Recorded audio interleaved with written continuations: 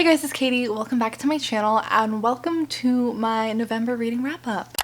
If my bookshelf looks weird over there, I tried to not have the cubes be ones that you could see, but I'm packing right now because I'm moving this week. If it looks a little weird back there and you see missing books, that's why. But I'm excited. I had a pretty good mix of books that I read in November. I have 8 to talk about today. I will have them all linked down below in the description if you want to go check them out or learn some more about them. But first, let's look at the stats for the month. Like I said, I have 8 to talk about. No really low ratings this month, which is good. I did have 1 DNF. We have, oh, that's more than I thought. I have 3 stars, 1 3.5 star, 1 4 star, and 2 5 stars. But overall, looking back at the books that I read, I enjoyed myself with pretty much all of them.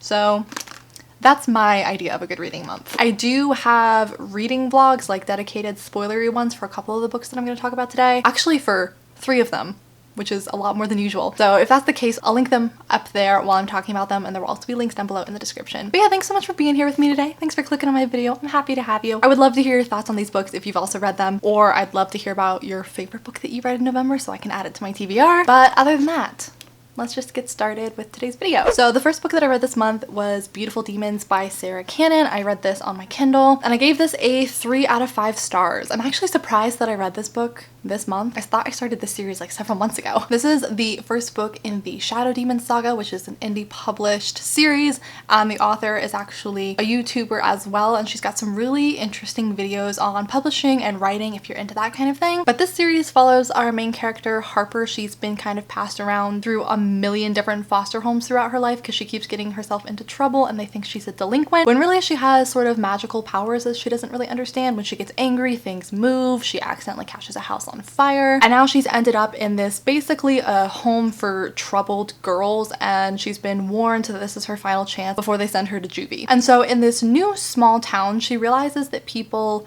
really idolize the cheerleading squad for some reason, and everyone who's on the cheerleading squad and all of the alumni who used to be on the cheerleading squad are like crazy, powerful, successful women. And so she starts to think there's something kind of weird going on with this cheerleading squad. Like I said, I gave this book a 3 out of 5 stars. I really enjoyed it. It's not my favorite, but it's something that's very light and fluffy and fast to read. I think the first book was like 170 pages or something like that. So this series has just been something that's really easy to blow through. It really reminds me of the kind of books that I like to read like my preteen years, early teenage years. So it's just been kind of like a fun, guilty pleasure kind of series to get me back into just not taking myself so seriously and taking the books that I read so seriously, especially coming out of October when I read so many like spooky, scary, heavy books where people were getting murdered and all of these terrible things were happening. Not to make this series sound like it's like all lighthearted and fluffy, like there's demons and stuff in it, like it's not super cutesy or anything. It's a trashy kind of series, and I say trashy in the most loving way possible because I love trashy books. But if you're looking for like superior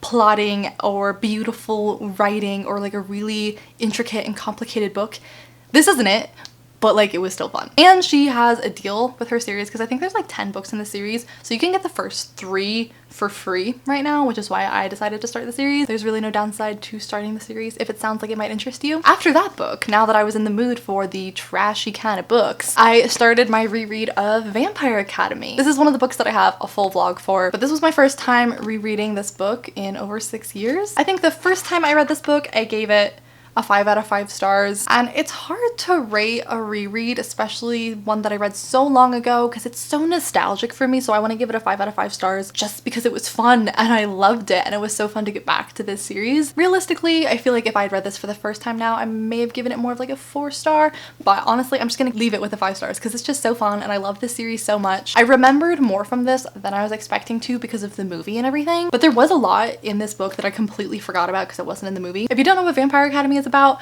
I've been assuming that everyone does because the series is like 12 years old, so just in case you don't know what it is, really quick. It's about 2 best friends, Rose and Lissa. One is a Moroi and one is a Dampier. They're the 2 different kinds of vampires. There's a third kind called Strigoi, which are like the evil ones that kill everything, and Rose is basically Lissa's bodyguard. And they go to this Vampire Academy boarding school in Montana, and we've got a really fun to read about romance with Rose and her mentor slash like trainer, Dimitri. The Moroi vampires can do magic. Like, it's just a really fun, interesting world. It's a very different take on vampires, especially paranormal romance vampires that I can think of. Would highly recommend the series if you haven't started it yet. Even rereading it 6 years later, I wasn't sure if it was going to stand up and if I was gonna like it as much as I did when I was like 16, but I'm still really enjoying them. Like, I can see more flaws with them now than I did when I was a teenager, but I'm choosing to overlook those because I'm just having so much fun reading them. So I would highly recommend the series. I know I've talked about it a lot lately, so sorry if that's annoying. After Vampire Academy, I read what I think is probably my favorite book of the month, and that was Before the Devil Breaks You by Libba Bray. This is the 3rd book in the Diviners series. This is another one that I've been talking about a ton on my channel lately. I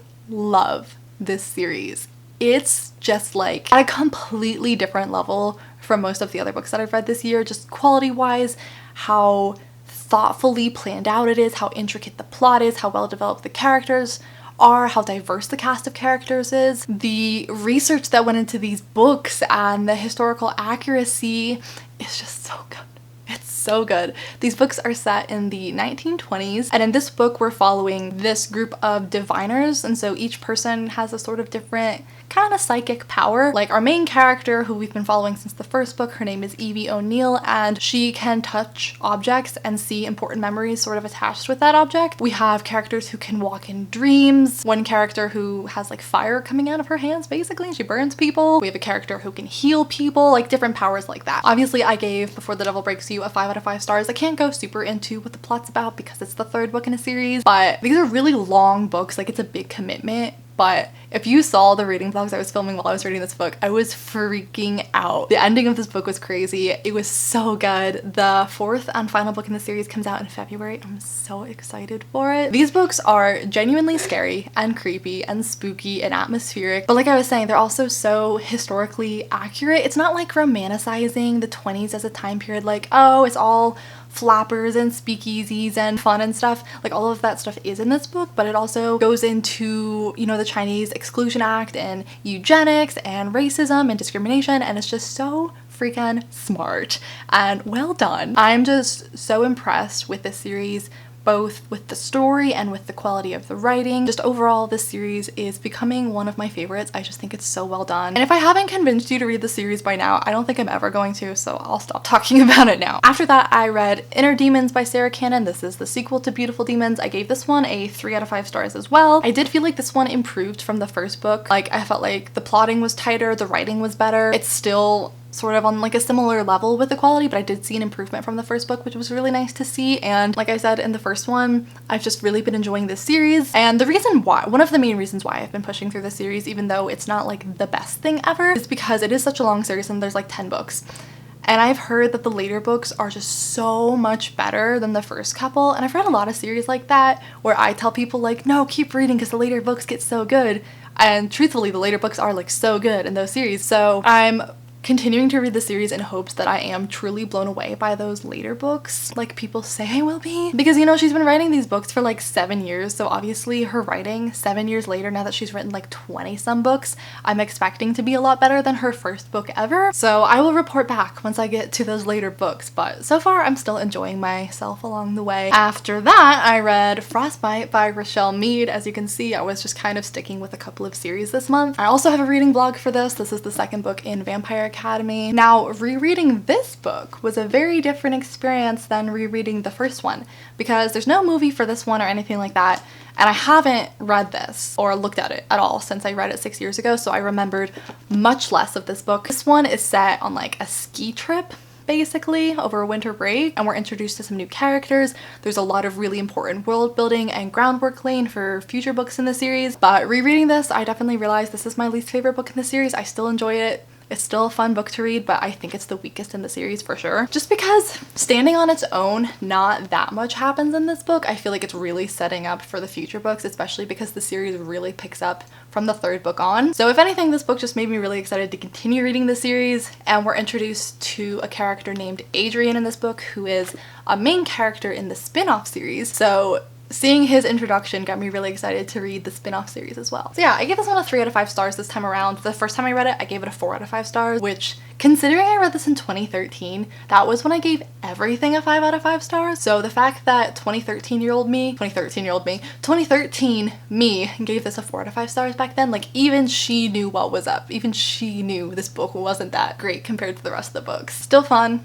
Still a good time. I'm enjoying my reread for sure. After that, I read my DNF of the month, which was To Hell with the Hustle. To be fair with this one, the only reason why I'm including this in this video is because I talked about it in my TBR and some of you expressed interest in me relaying my opinion on this book. Because I even said in my TBR, like, I don't know if I'm gonna get through this book because it sounds like it might not be for me, and I didn't give it that much of a chance. I'm not gonna lie. I was listening to the audiobook in my car on my drive to work and decided within like the first hour or two that it wasn't gonna be for me, and I just decided, like, why would I waste my time if I'm not the target audience for this book. I was hoping this was going to be, because it talks about like how we're all moving too fast and it's causing us to be more stressed and anxious and depressed, and how if we would learn to slow down and enjoy life more, like, it would help and things like that, which I can obviously relate to. I'm kind of a workaholic. I am always being productive. I'm always busy, and I could learn to chill. But there's also a religious tilt to this book, which it does specify in the summary, so it's not like I didn't know that going in. But I went in unsure of how prominent that was going to be, and personally those books just aren't really my jam, and so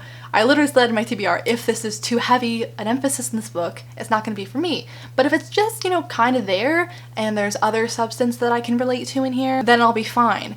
And it may have just been like really heavy in the beginning, but it was enough to turn me off and make me turn off the audiobook. So if that is your kind of thing, you might end up loving this book, but personally, for me, just wasn't my jam. Next we have Queen of Nothing by Holly Black. This is the last book in the Cruel Prince series. I also actually have a spoilery reading vlog for my experience reading this book, and this book, I read this weeks ago and I'm still like struggling to really figure out how I feel about it. I officially gave this a 4 out of 5 stars on Goodreads, and I think I specified that it was a 3.75 out of 5 stars. I liked it. I enjoyed it. I had a good time reading it, but I was definitely underwhelmed and disappointed by it. I obviously go into this a lot in my review, but I think ultimately it all comes down to how short this book is. It's barely 300 pages for the last book in a fantasy series, and not that that on its own is a bad thing.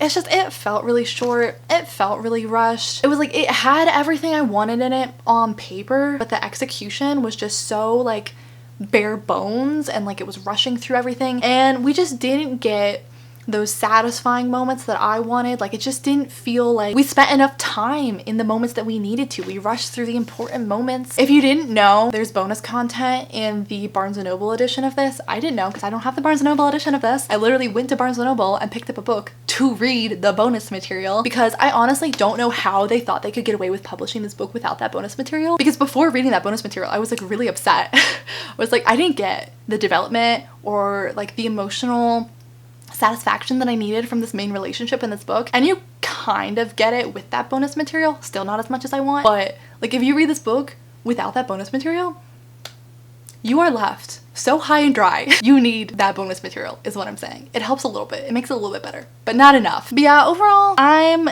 disappointed. I don't hate this book by any means. It's definitely not the worst finale of a series that I like, that I've read, but considering how much I love this series, I was just kind of hoping for a mind-blowing last book. Like, I was wanting to experience this the way that I experienced Clockwork Princess by Cassandra Clare. If you've read The Infernal Devices, you know what I mean. That book, as a conclusion to that series, was incredibly satisfying, and that is now the standard that I have set for the last book in a series. And nothing has ever met it since, honestly. So basically, from this book, I just wanted more. If you don't know what the Throne of Glass series is about, and you Throne of Glass. Oh my god. If you don't know what the Cruel Prince series, what is the technical name for the series? It's like the Folk of the Air, I think. Don't know what this series is about, and you just listened to me talk about this for that long. Thank you. But we're following our main character, Jude. Her parents were murdered by fairies, then that fairy kidnapped her and her 2 sisters to live with him and fairy and grow up there. And overall, even though I was disappointed with this conclusion, I would still completely recommend this series. I really enjoyed the first 2 books. This was still fun, just not everything I wanted. And now when I look back on this series, I don't think I'm gonna say it's like one of my all-time favorite series, because for me, the last book in a series, the ending really makes or breaks a series for me. Like I said, still highly enjoyed the series, would still definitely recommend. And then the last book that I have to talk about in this video is actually a poetry collection called Almost Home by Madison Kuhn. This one I gave 3.5 stars to. This is, I believe, her third poetry collection. You may have heard me talk about her second one earlier this year called Please Don't Go Before I Get Better. And I really enjoy this. I definitely would recommend this if you like poetry. There's some stuff in here that I absolutely loved. And that's something that I've realized about her poetry is I will find these lines or these little quotes or whole poems sometimes that just knock it out of the park for me. And so that's why I keep reading her books, even though a lot of what's in here I don't feel that way about. So for me, it feels like there's a lot of filler, or there's just a lot of poems that I don't personally connect to or I can't relate to. So it's like you're sifting through a lot of material to find the hidden gems in there. So she's not my favorite poet. Her books aren't my favorite, but I definitely think they're still worth the read. And poetry is so incredibly subjective. Like for me, the way I gauge whether or not I like poetry is if it makes me feel something. And sometimes if you just can't relate to something, you've never been through something like that, like it doesn't mean that the poetry's bad, it just doesn't speak to you. So I feel like a lot of her poetry just doesn't speak to me, but it's not bad, if that makes sense. I think you'll definitely like her more if you're not into the like micro poetry, just couple line poetry, because almost all of her poems are rather long, but it is still more of that modern poetry style. Like it is more of a freeform kind of style, but she definitely has some good lines in here. You can see I tabbed up the book a little bit. But overall, if you're looking for some new poetry, I would recommend her. But yeah, those were all the books that I read in November. Let me know down in the comments how you guys are doing on your reading goals for the year. We're down to the last month. How's it going?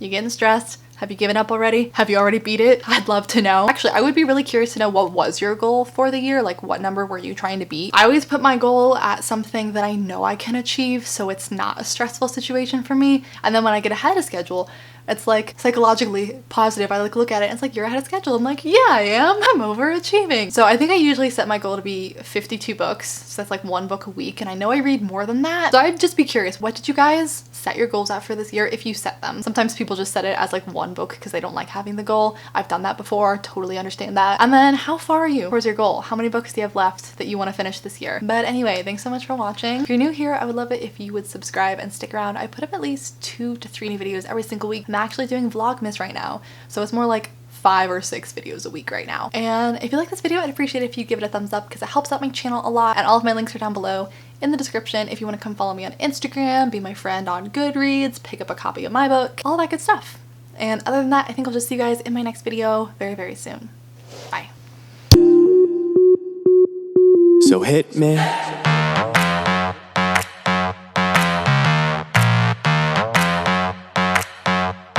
So hit me.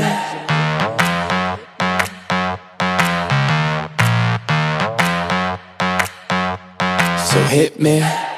First a confession. With you, I feel a connection. With